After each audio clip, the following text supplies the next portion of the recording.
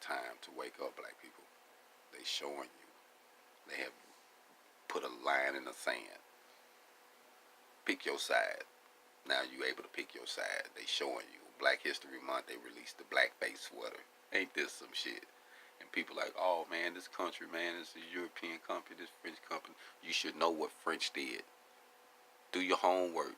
Do you not know that French put a black lady on display in a fucking museum because of how her body looked?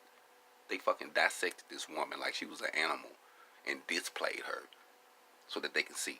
They were so amazed by the black anatomy. Come on, man. They don't give a fuck about us. They never have. But we spend all our money for Gucci. We spend all our money on this shit.